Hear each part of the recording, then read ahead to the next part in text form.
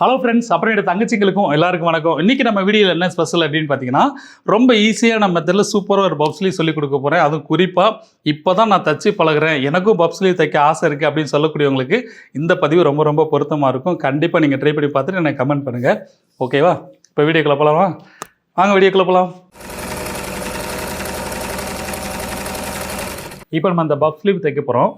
இதுக்கு பார்த்தீங்கன்னா நம்ம நார்மலாக லைனிங் எடுத்துருக்கிறேன், ஸ்லீவோட ஒரிஜினல் பீஸ் எடுத்துருக்கிறேன். அதே மாதிரி நம்ம பஃப் வந்து என்ன கலர் வைக்க போகிறோமோ, அதாவது சேரீயில் என்ன கலர் ஹைலைட்டாக இருக்கோ அதை எடுத்துக்கோங்க. நான் வந்து நெட் எடுத்துருக்கிறேன், பிளாக்கில் நெட் எடுத்துருக்கிறேன். ஸ்லீவ் மெட்டீரியல் பார்த்திங்கன்னா ஸ்டோன் வந்து பிளாக்கில் இருக்குது, அதனால் இது நல்லா சூப்பராக இருக்கனால இந்த கலர் காம்பினேஷனில் பண்ணுறேன். மூணுமே ஒரே அளவு தான். ஆனால் ஸ்லீவோட லென்த்து பார்த்திங்கன்னா ஒரு 6 இன்ச்சு வச்சோம்னா போதும். உயரமே 6 இன்ச்சு தான் போதும், இல்லை அதை விட ஷார்ட்டாக இருந்தாலும் சரி. அதுக்கு மேலே வச்சோம்னா நல்லா இருக்காது. சரி, இப்போ நான் வந்து இதில் த்ரெட்டு பைப்பிங் கீழே வச்சுட்டு மேலே பஃப் வைக்க போகிறோம். நான் ஃபஸ்ட்டு உங்களுக்கு ட்ராயிங் பண்ணி காமிச்சிட்டுமா?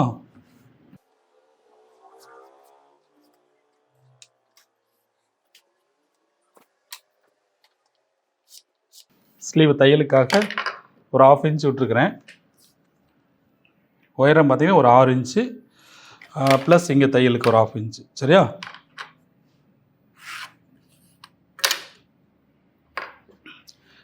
இதில் என்ன பண்ண போகிறோம்னா, மேலே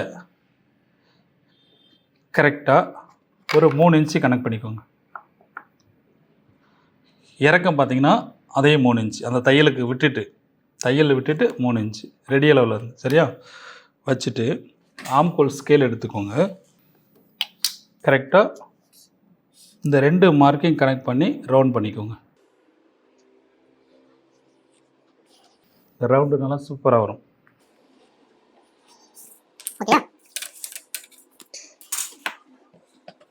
இது நீங்கள் வெட்டிக்கிட்டாலும் சரி, இல்லை தைச்சதுக்கப்புறம் வெட்டினாலும் சரி. ஃபஸ்ட்டே உங்களுக்கு வெட்டிக்கிறேன். அந்த மார்க்லேருந்து ஒரு 1/4 இன்ச்சு விட்டுட்டு வெட்டுறேன்.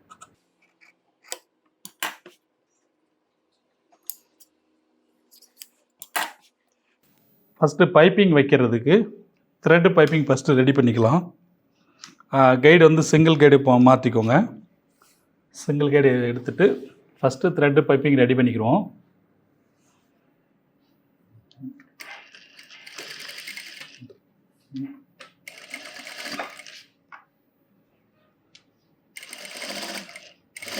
பைப்பிங் நல்லா எட்ஜில் நல்லா ஃபுல் டைட்டில் தைச்சிங்கன்னா நல்லாயிருக்கும்.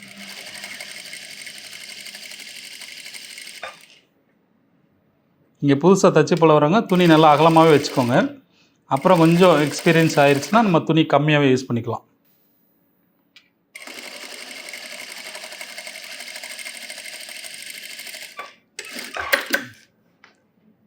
நல்லா ஃபுல் டைட்டில் பிசுறு இல்லாமல், அந்த முறுக்கள் இல்லாமல், சுருக்கம் இல்லாமல் தைச்சிக்கோங்க. தைச்சிட்டு ஃபஸ்ட்டு இது ரெடி பண்ணிக்கிடுவோம்.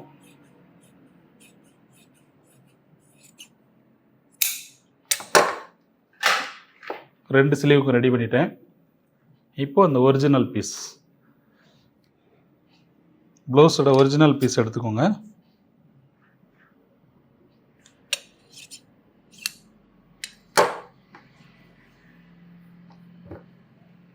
ஒரிஜினல் பீஸ் எடுத்துக்கோங்க. நம்ம லைனிங் இருக்கு இல்லையா, லைனிங்கில் ஃபஸ்ட்டு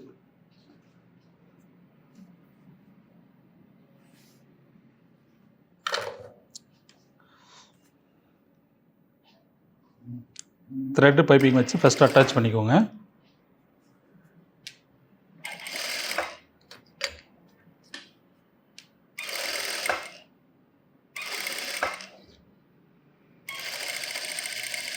தையலுக்கு 1/2 இன்ச் விட்டுருந்தாலும் அதை கனெக்ட் பண்ணி வச்சுருங்க.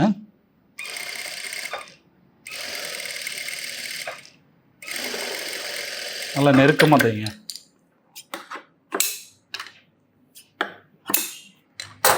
ஒரு பக்கம் தைச்சிட்டோம் இல்லையா, இது அப்படி இந்த ஒரிஜினல் பீஸில் வச்சு அதே மாதிரி எட்ஜில் தையல் போட்டுருங்க. நல்லா நெருக்கமாக, இந்த சிங்கிள் கைடு தானே, நல்லா நெருக்கமாக போட்டிங்கன்னா அந்த பைப்பிங் நல்லா சூப்பராக இருக்கும்.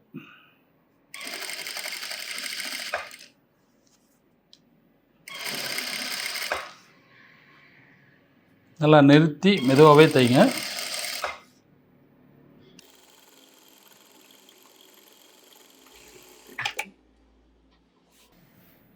தைச்சிட்டோமா? தைச்சி முடித்ததுக்கப்புறம் நம்ம இந்த ரவுண்ட்லேயும் ஒரு தையல் போட்டுக்கோங்க. ஓகேவா? ரவுண்டில் தையல் போடுறதுக்கு முன்னாடி இன்னொரு ஸ்லீவ் ரெடி பண்ணிடலாம்.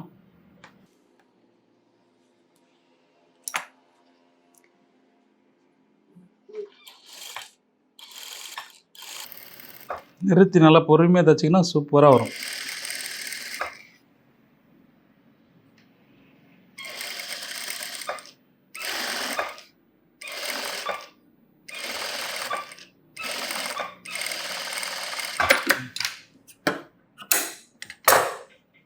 இதுவும் அதே மாதிரி ஒரிஜினல் பீஸ், அதாவது நல்ல பக்கம் நம்ம பார்க்குற மாதிரி வச்சுருக்கேன். இதையும் அது மேலே வச்சுட்டு அப்படியே பதிச்சு கரெக்டாக எஜ்ஜில் தையல் போட்டுருங்க.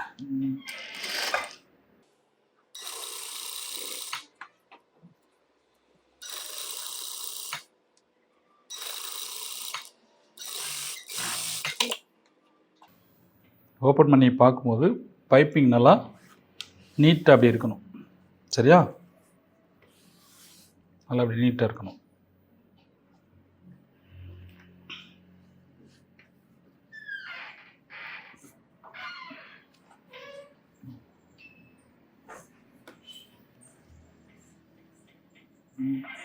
மேலே ஒரு எட்ஜ் தையல் போட்டுக்கலாம்.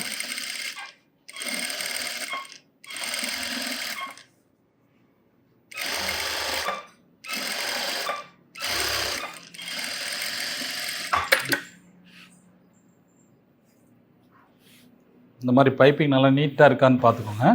ரைட்டா? இதில் நீங்கள் தையல் போடலைனாலும் நல்லாயிருக்கும். ஒவ்வொரு துணியில் போடலைன்னா நல்லாயிருக்கும், ஒவ்வொரு துணியில் போட்டால் நல்லாயிருக்கும். சரி, இப்போ சிங்கிள் கேடை எடுத்துடலாம். சிங்கிள் கேடை கலட்டிட்டு நார்மல் கேடு போட்டுக்கலாம். A few minutes later. Normal கேடு போட்டுட்டோம். இந்த ரவுண்டு ஷேப் எடுத்துருக்குறோம் இல்லையா, உங்களுக்கு கரெக்டாக வருதான்னு பாருங்கள். சப்போஸ் இதில் கோணல் மாலம் இருந்துச்சுன்னா இதை வெட்டாதீங்க, மார்க் பண்ணி தச்சுட்டு அதுக்கப்புறம் வெட்டிக்கோங்க.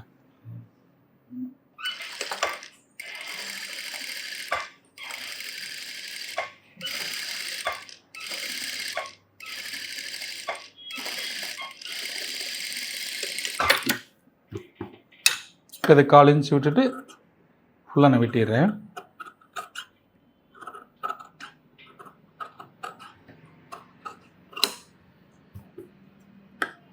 ஷேப்பை ரவுண்டாக வெட்டிக்கோங்க. பிசுறு அதிகமாக இருந்தால் கூட கொஞ்சம் வெட்டிக்கோங்க. போட்டுட்டு இதை அழகாக திருப்பிக்கோங்க. திருப்பிட்டு அயன் பண்ணணும். ஒவ்வொரு துணியும் கொஞ்சம் அயன் பண்ணிட்டீங்கன்னா கொஞ்சம் நல்லா நீட்டாக இருக்கும்.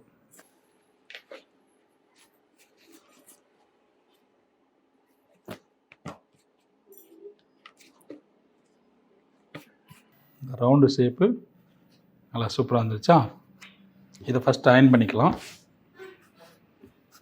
எஜ்ஜில் நீங்கள் தையல் போட்டாலும் சரி, இல்லை போடாமல் இருந்தாலும் சரி, ரெண்டுமே நல்லாயிருக்கும். உங்களுக்கு இதில் நான் போட்டே காமிச்சிடுறேன்.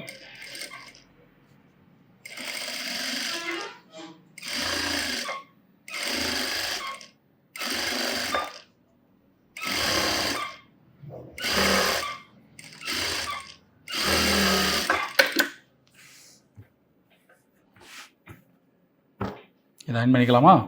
சரி, அதே மாதிரி இன்னொரு ஸ்லீவ் ரெடி பண்ணிடலாம். A few minutes later. அந்த ஸ்லீவை தச்சு அயன் பண்ணி ரெடி பண்ணி வச்சுக்கோங்க. இப்போ நம்ம பஃப் வந்து என்ன கலர் வைக்க போகிறோமோ, நான் வந்து இந்த நெட்டு கிளாத்து தான் வைக்க போகிறேன். நம்ம ஸ்லீவ் வந்து இதில் 3 இன்ச்சு மைனஸ் பண்ணியிருக்கோம் இல்லையா, அப்போ எக்ஸ்ட்ரா ஒரு 3 இன்ச்சு உயரம் எடுத்துக்கணும்.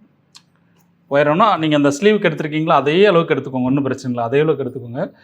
இந்த 3 இன்ச்சை விட எக்ஸ்ட்ரா 3 இன்ச் எடுத்தால் அந்த பஃப் அழகாக சூப்பராக இருக்கும். இதில் நீங்கள் என்ன பண்ண போகிறோன்னா, இதை ஃபஸ்ட்டு இப்படி 2ஆக மடிச்சுக்கோங்க. 2ஆக மடிச்சுட்டு இதாக இருக்குல்ல,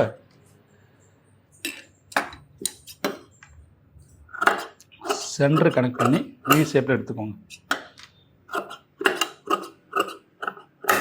அவ்வளோதான். இந்த வி ஷேப்பில் எடுத்துக்கோங்க. எடுத்தாச்சா? எடுத்துட்டு இதில் நீங்கள் பஃப் வைக்கணும்.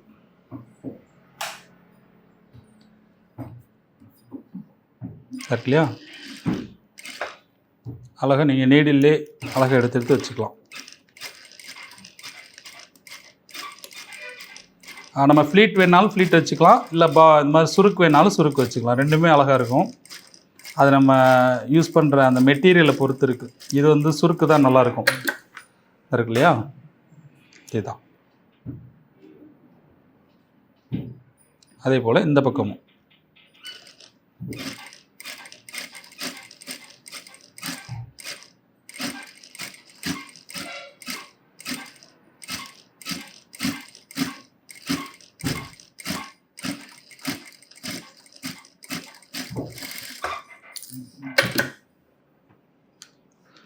பஃப் 2 பக்கம் வச்சுருக்கோமா? வச்சு அது பஃப்பை இதில் அப்படியே நம்ம உட்கார வைக்க போகிறோம். இதாக இருக்குல்ல, இதிலேருந்து அப்படியே வச்சு பதிக்க போகிறோம். ஸ்லீவில் அந்த பஃப்பில் வந்து தையல் போட்டிருக்கோம் இல்லையா, அதை கரெக்ட் பண்ணி அப்படியே மேலே தையல் போட்டுக்கோங்க.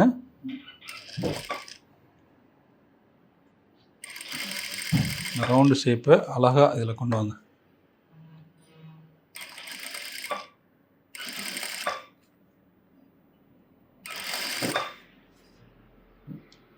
அந்த பஃப்பில் வந்து ஓவர்லாக் போட்டுக்கோங்க.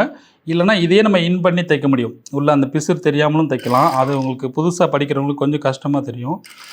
இது கொஞ்சம் ஈஸியாக இருக்கும் உங்களுக்கு.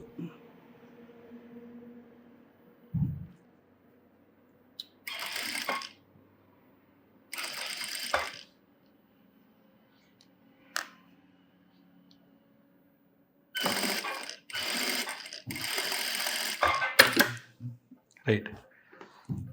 இது அழகாக தைச்சிட்டோன்னா உள்ளே வந்து ஓவர்லாக் போட்டுக்கோங்க. எந்த மெட்டீரியலாக இருந்தாலும் சரி உள்ளே ஓவர்லாக் போட்டுக்கோங்க. இப்போ இந்த ஸ்லீவ் பஃப்பு பார்த்திங்கன்னா அழகாக எடுத்து காட்டும். இதுக்கப்புறம் நீங்கள் ஸ்லீவ் வந்து சைஸ் பண்ணிக்கலாம். இருக்கு இல்லையா? நீங்கள் ஸ்லீவ் எந்தளவு மார்க் பண்ணுறீங்களோ அந்தளவுக்கு கணக்கு பண்ணி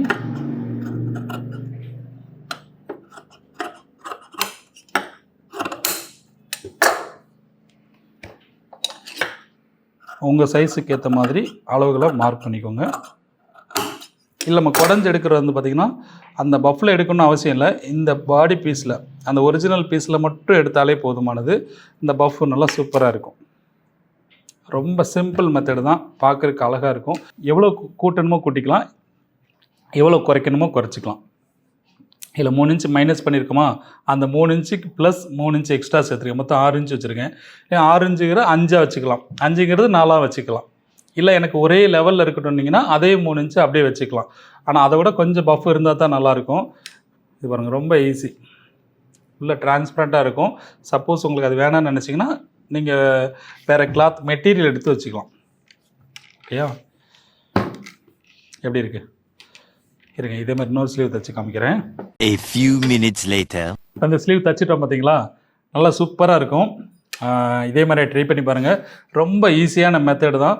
சப்போஸ் உங்களுக்கு சாரியில் பார்டர் நல்லா பெருசாக இருந்துச்சுன்னா ஃபுல் பார்டரும் இது மாதிரி யூஸ் பண்ணிக்கோங்க. மேலே நெட்டு வச்சுட்டாலும் சரி, இல்லை அந்த சாரியில் உள்ள எந்த கலர் ஹைலைட்டாக இருக்கோ அது ஜாஸ்மின் துணி எடுத்து வச்சாலும் சரி, எல்லாமே சூப்பராக இருக்கும். ஃபேன்சி சாரிக்கும் சூப்பராக இருக்கும், பட்டு சாரிக்கும் சூப்பராக இருக்கும். இதே மாதிரி ட்ரை பண்ணி பாருங்கள். ரொம்ப ரொம்ப ஈஸியான மெத்தடில் சூப்பராக அந்த ஸ்லீவ் நீங்கள் ரெடி பண்ணி பார்த்துட்டு எனக்கு கமெண்ட்டில் சொல்லுங்கள். இப்போ நான் ரெடி பண்ண அந்த பஃப் ஸ்லீவ் கண்டிப்பாக உங்கள் எல்லாருக்கும் பிடிச்சிருக்குன்னு நினைக்கிறேன். இதே மெத்தடில் நீங்களும் ட்ரை பண்ணி பாருங்கள். பார்த்துட்டு எனக்கு கமெண்ட் பண்ணுங்கள். முடிஞ்சால் நீங்கள் தச்சது ஒரு ஃபோட்டோ எடுத்து என்னோடய ஃபேஸ்புக்கில் போட்டிங்கன்னா எனக்கு ரொம்ப சந்தோஷமாக இருக்கும். அடுத்த பதிவில் உங்களோட தேவைகளை பூர்த்தி செய்ய வேண்டியது என்னுடைய கடமை. பாய்.